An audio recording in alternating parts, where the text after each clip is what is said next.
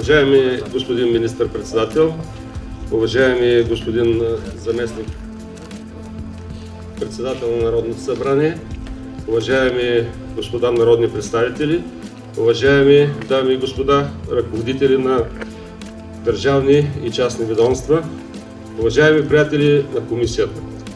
Днес чувствате, че се вълнувам повече, може би, отколкото трябва, но дойде един дългоочакван момент, един труд на членовете на комисията и администрацията на комисията в 4 годишен труд, който в рамките на тези години ние успяхме да съградим това, което след малко ще имаме възможността да открием и да покажем. Това е труд, който изминахме нелек път.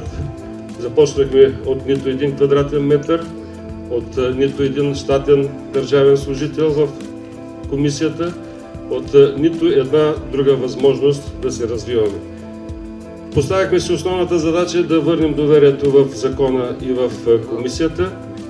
Поставихме си основната задача да обслужваме желаещите да се запознават с архивните документи, като изградихме и обществената читалня, и основната задача да изградим този сграден фонд, който днес ние ще открием. Считам, че това го направихме успоредно, заедно, всички, които имаха и търпението да ни съпроводят, особено представителите на изследователите и на медиите, които едновременно желаяха и да ползват архивите на тайните служби.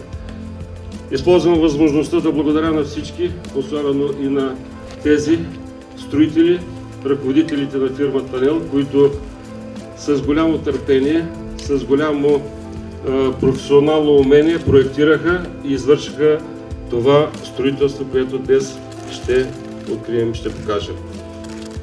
Благодаря за вниманието и предоставям думата на господин министър-председател. Първо искам да ви благодаря на вас, на комисията, за огромния труд, за това, което сте направили и най-сетне след колко 22 години, 22 архива да стане достъпен и да бъде на едно място.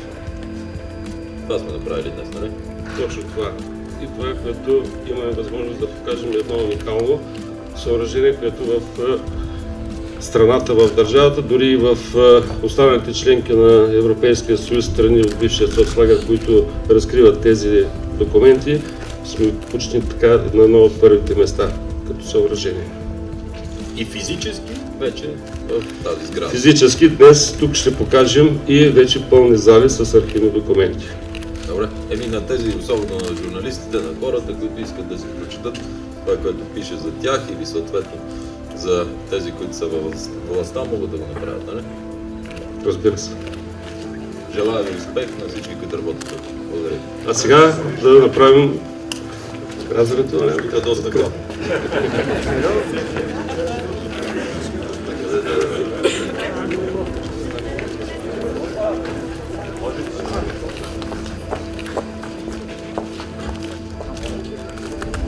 Чакай. Не сте. Айде.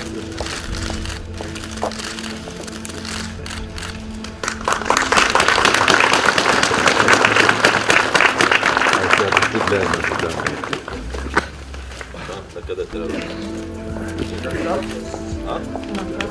Към нас?